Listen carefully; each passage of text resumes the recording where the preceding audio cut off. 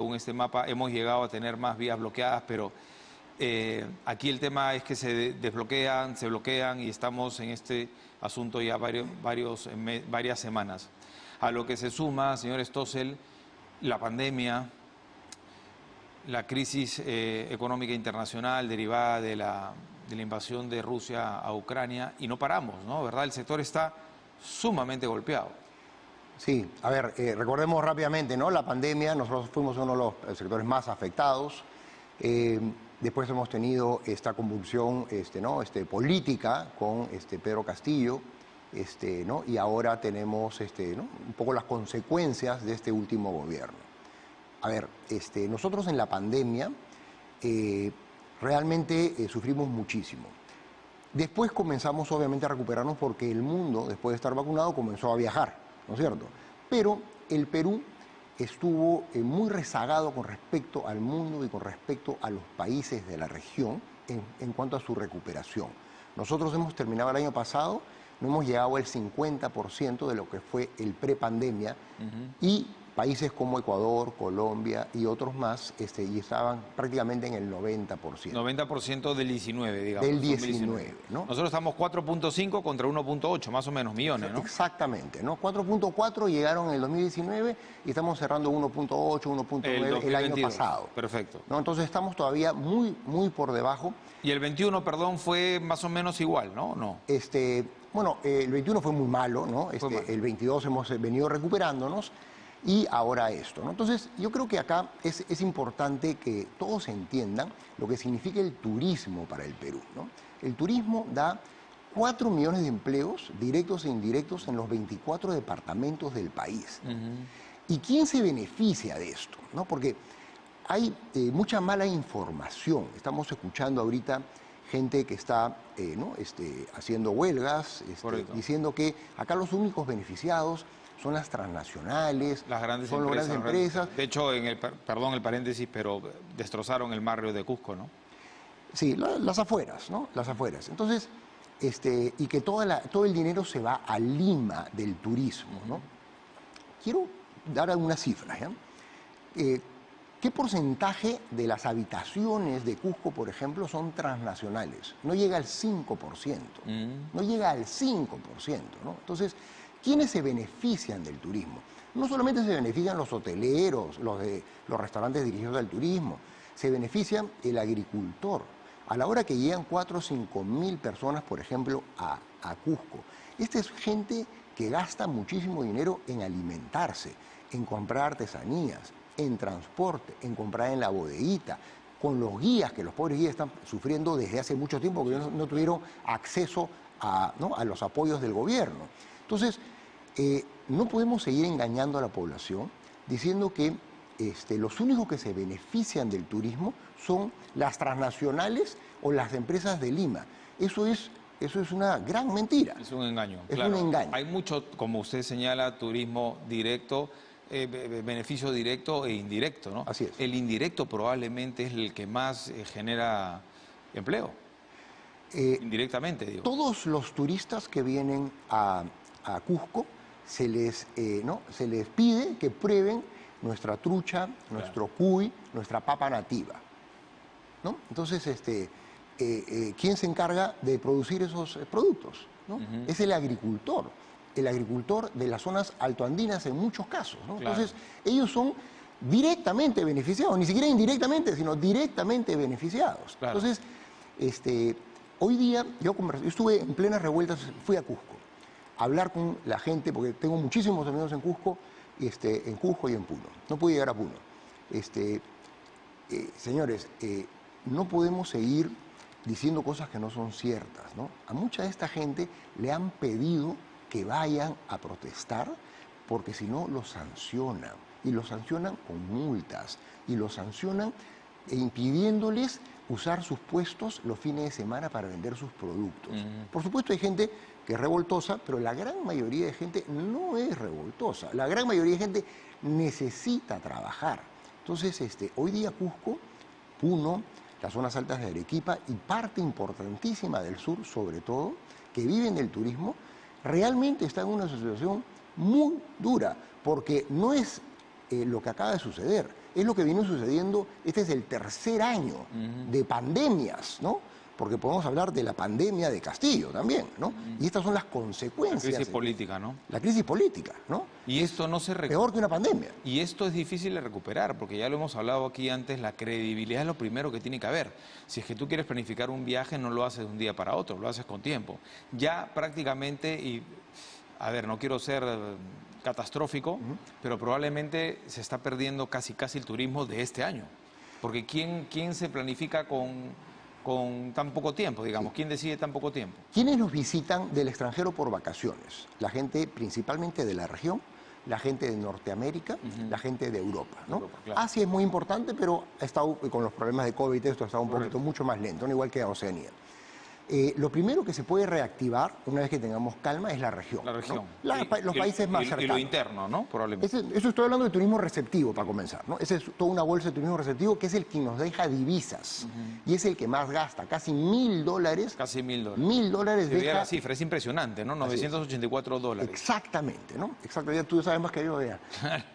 Pero es que me llama poderosamente la atención y a veces uno no se da cuenta de la magnitud de lo que se está perdiendo, porque si multiplicas 984 por, en su momento, 4 millones, por eso es que se genera tanto empleo, pues. Así es. Entonces, después tenemos el turismo corporativo, que viene del extranjero también, ¿no? Que ha estado muy afectado. El de ejecutivos. El ejecutivo que viene a hacer negocios, ¿no? Es fuertísimo, pero ha estado muy afectado con Castillo y ¿no? Las prácticas antiempresa, que es muy importante porque esa gente que viene a hacer negocios, principalmente a Lima, de ahí hacen pre y post tours. Claro. ¿Quién no quiere ir a conocer Cusco? ¿Quién no quiere ir a comer maravilloso al norte? ¿Quién no quiere ir a la selva? Vienen a trabajar y se trasladan antes o después hacen un turismo. O la familia los recibe, claro. los encuentra acá. Y después viene el turismo doméstico, ¿no? Que es el turismo interno, que es importantísimo, ¿no?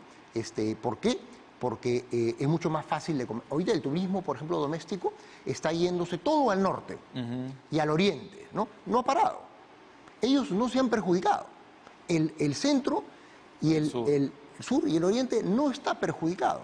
Yo estoy seguro que los carnavales de Cajamarca ahora van a ser los de mayor número de asistentes. Claro. ¿No? ¿Por qué? Porque el sur es quien está perdiendo ahorita. ¿No? Puno, Cusco. Puno y Cusco en mayor medida. Cusco, ¿no? a ver, hemos estado totalmente paralizados. Hoy día tenemos un Cusco que ya tiene aeropuerto desde el sábado y que ya las vías están mucho más libres, ¿no? Tenemos un Arequipa que viene funcionando ya hace muchos días, ¿no? Tenemos un Ayacucho que está funcionando, ¿no? Desde hace varios días. Estoy hablando de los aeropuertos principalmente y las ciudades, ¿no? Y Puno sí, ahí en Puno tenemos que trabajar mucho, con mucha conversación para que Puno podemos llegar a acuerdos entre el Ejecutivo y Puno, tienen que llegar a acuerdos para poder dejar esto tranquilo y puedan tener su Candelaria.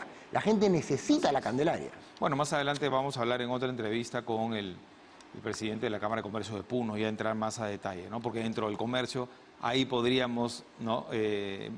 También agregar el tema del turismo, lo que podría generar en comercio y turismo. Por supuesto. Porque la relación es directa. Es directa, ¿no? Por eso acá el director de Comex también, en el capítulo de turismo nos acompaña. A ver, cuando se dice tenemos Ayacucho o tenemos el aeropuerto de Cusco, todo es muy relativo también, porque hay esta sensación de inseguridad. O sea, es decir, si yo, por ejemplo, se me ocurre a mitad de año quiero hacer un viaje familiar, voy a ir a Cusco porque acaba de abrir el aeropuerto, ya me la pienso 2 veces, ¿no? No, a ver, la imagen del país, interna y externa... Está golpeada. Golpeada, no, golpeadísima. Y no te respondí la pregunta sobre el año. Discúlpame, pero has vuelto a llegar a este tema. Yo creo que el primer semestre de todo lo que es turismo receptivo, los extranjeros que vienen por distintos motivos, está afectadísima. 70-80% de cancelaciones. Okay. ¿No? A nivel nacional, porque... A nivel extranjero. Afortunadamente, costa norte se ha... Estoy hablando de los extranjeros que vienen al Perú. Correcto, pero muchos vienen a hacer playas, ¿no? La minoría de los extranjeros vienen a hacer playa. La mayoría de los extranjeros turísticos van al sur. Cusco al sur, van al sur. O cruzan a Bolivia, perfecto. Así es. Entonces, ya el primer semestre, entonces, prácticamente se perdió. Muy difícil, muy difícil. Ojalá que podamos llegar, ¿no? Se puedan llegar a acuerdos entre peruanos, ¿no? para poder salvar el segundo semestre, ¿no? Y comenzar a dar una muy buena imagen del país. Hay algo importante. He tenido la oportunidad de reunirme con la gente del Ministerio de Comercio Exterior y Turismo y con la gente de PROMPERÚ. A diferencia de hace algunas semanas con el gobierno pasado, nuevamente tenemos profesionales en el Ministerio y en PROMPERÚ, lo cual es una luz al final del túnel. ¿Por qué? Porque en el gobierno pasado se invirtió cero en la promoción del Perú, se prohibió invertir En la marca país. en la marca país y en la promoción del turismo. Los millones se quedaron sin utilizar. Hoy día nos han contado ya que ya están listas, ¿no?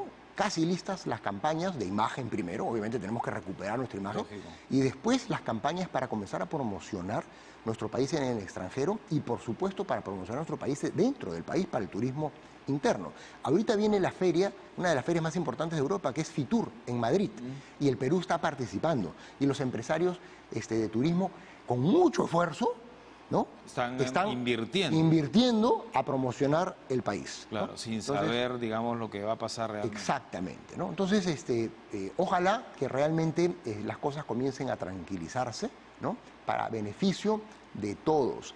4 millones de empleos, 4 millones de empleos directos e indirectos en los 24 departamentos. Más del 50% mujeres. Muchos de los destinos turísticos en las zonas más pobres del país.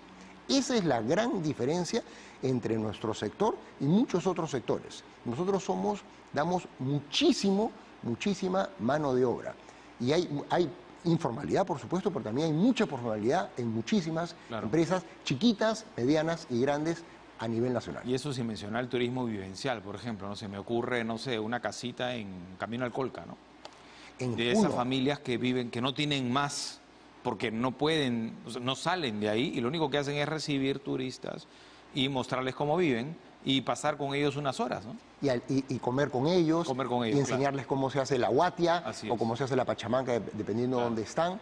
Eso tenemos un montón, eso ha crecido muchísimo, turismo vivencial, muchísimo, sobre todo hay en Huaraz, hay en Puno, hay en Cusco, en las zonas alejadas, es maravilloso, ¿no? Ahora, usted da una cifra interesante, ¿no? 4 millones de empleos entre directos e indirectos, tomando como referencia a los 4 millones de turistas que llegaban. Es decir, cada turista da un empleo. Así es, exactamente. ¿No? Y claro, me acuerdo que fue antes de la crisis y bueno, ya las cosas se van resolviendo en Grecia, se vive del turismo. Vale decir, imagínense que lleguemos a tener lo que se proyectaba, porque antes se proyectaba, íbamos de 1 millón en millón, ¿no? 1 millón de turistas al año, 2 millones, llegamos hasta creo que 5, entiendo, y ahí paramos, lamentablemente, pero imagínense que lleguemos a 10 millones, o sea, la cantidad de empleo que se puede generar gracias al turismo. Dicho esto, y para cerrar un poco la idea de esta conversación, el turismo receptivo de negocios, el de ejecutivos, estaba, digamos, al tope antes en cuanto a reservas, ¿no? Incluso faltaba infraestructura. De hecho, algo que no hemos mencionado es que dentro de lo que genera el turismo es empleo también por construcción. Hay hoteles de 10, 20, 30 millones de dólares que se construyen aún en Lima, en Miraflores, en Cusco, ¿no? También un poco más pequeño quizá en Arequipa. Eso también definitivamente se va a perder si es que esto sigue así. Todo lo que es inversión, hay hoteles de muchos millones de dólares, pero hay hostales a nivel nacional. Los hostales, los hotelitos medianos y los hoteles grandes, hace 18 meses que no hay construcción. Lo que vemos que están construyendo son lo que los agarró en plena segunda pandemia Castillo. Claro. Nadie invierte si es que no tiene un panorama claro. Certidumbre, claro. Si no sabes lo que va a pasar, no hay inversión. Y la construcción, creo que todos sabemos la cantidad de mano de obra que trae. Claro. Entonces, ese es otro de los grandes perjudicados. Claro que sí. Y para terminar, cerrando la idea, también importante recordar que muchas de estas empresas se acogieron a Reactiva y hoy no pueden pagar sus préstamos y van a terminar quebrando.